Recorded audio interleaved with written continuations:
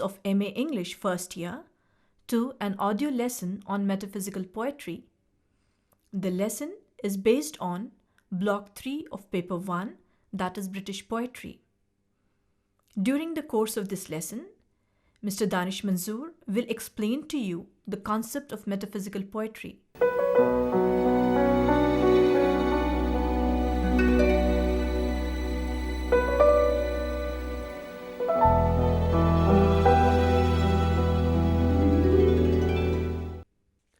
Metaphysical poetry. 17th century is marked by great upheavals in all spheres: social, political, religious, philosophical, and scientific. These in turn left their impact on the poetry of the time. 17th century poetry is noted for innovations in content and technique, which is chiefly present in metaphysical poetry. By the beginning of the 17th century, Elizabethan poetry showed signs of decadence. The Spenserian tradition, the Arcadian tradition, the Petrarchan tradition had become too artificial and too conventional. There was excessive romantic extravagance and too little that was original. A sense of intellectual emptiness prevailed. Hence, there was a revolt against the Elizabethan poetry in the early decades of the 17th century. Two prominent leaders of this revolt are Ben Jonson and John Donne. While Ben Jonson took refuge in the classical mode, Donne was more creative. He developed a poetic style that went on to be characterized as the metaphysical poetry. In the poetic style that Donne developed, spiritual and philosophical subjects were approached with reason. He writes of no pastoral themes. His poems reflect his intellectual, spiritual, and amorous experiences. His poetry is forceful and startling. This distinctive poetry came to be known as the metaphysical poetry. Andrew Marvell, Richard Carshaw, George Herbert, Henry Vaughan, and Abraham Cowley are the other important metaphysical poets. Now that we have looked at the background, let me give you the origin, definition, and meaning of the term metaphysical poetry. John Dryden was the first to apply the term metaphysical when he criticized Donne for affecting the metaphysics. This was in 1693. Later, Dr. Samuel Johnson consolidated the argument in his work titled The Lives of Poets. He wrote, "About the beginning of the 17th century appeared a race of writers that may be termed as the metaphysical poets." He goes on to write, "The metaphysical poets were men of learning, and to show their learning was their whole endeavor." Though Samuel Johnson and his contemporaries looked down upon Donne's poetry, T.S. Eliot and others like F.R. Lewis received his poetry with approbation. Johnson in a sweep condemned the metaphysical poets, saying, and I quote, "The most heterogeneous ideas are yoked by violence together. Nature and art ransacked for illustrations, comparisons, and allusions." Unquote.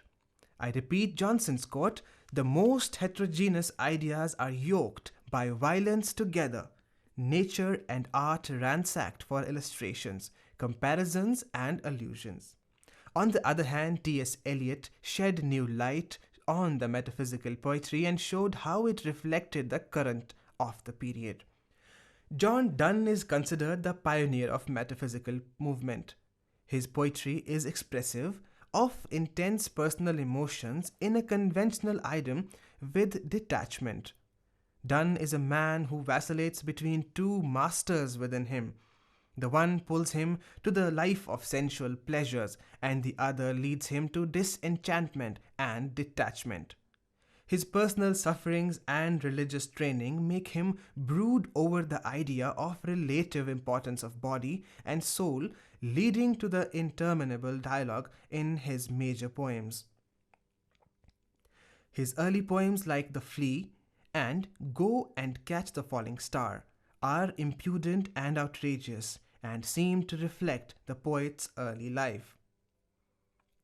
His life as a preacher has been given a dramatic expression in poems like Litany and the divine poems. Thus, the life of the poet has a definite bearing on his poems.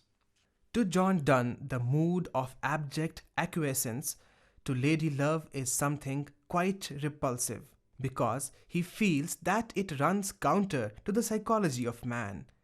If adoration is an impulse in man, scorn is also there, contending with it and negating it, or setting it at naught. Donne, who is aware of the intricacies of human heart, in which contradictory impulses pull in different directions, cannot reconcile himself without any demur to a lopsided rendering of the theme of love.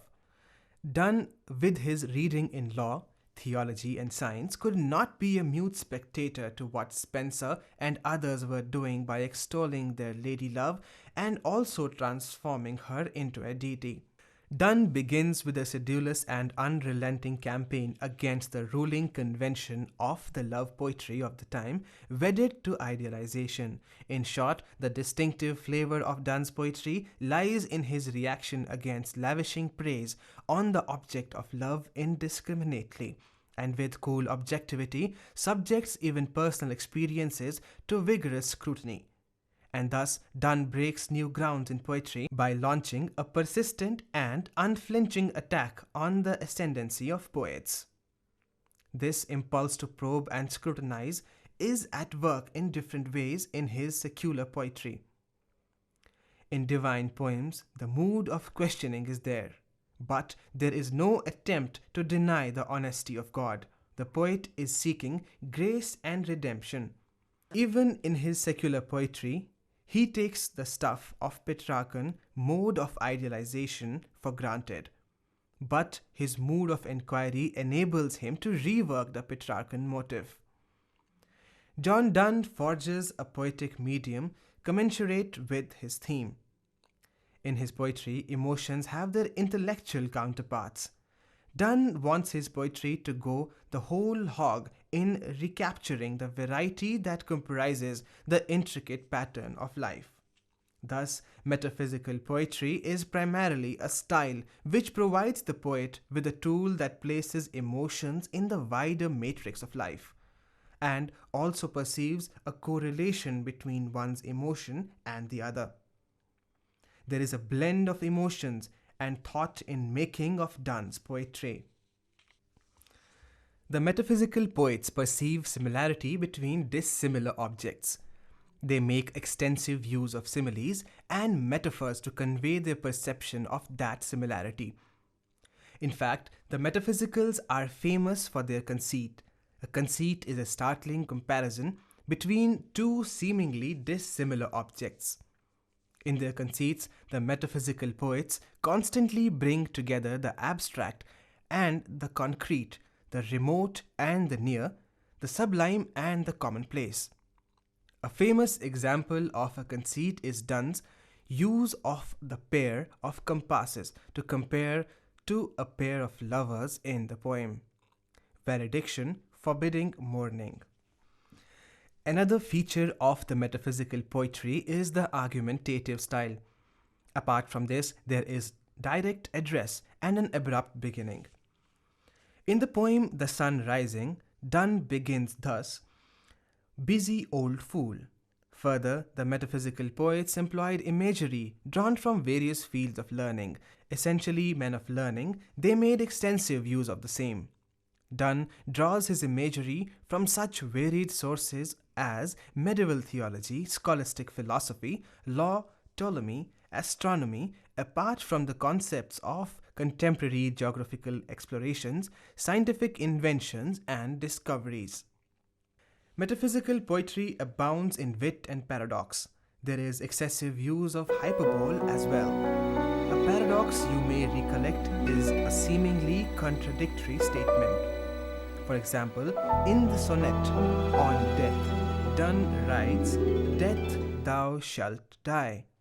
A hyperbole is an exaggerated statement.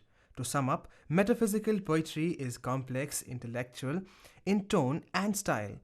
Most varied concepts are brought together and analyzed in the most argumentative way. There is a fusion of emotion and intellect. Hence, they take recourse to far-fetched images and conceits, yoking together dissimilar images drawn from various sources of learning, above all, the metaphysical poets, aimed at originality of thought and expression. Script Dr. Gulfisha Habib. Presentation Mr. Danish Manzoor. Producer Mr. Rafiqur Rahman. Production Assistant Mr. Mohammad Ghaus.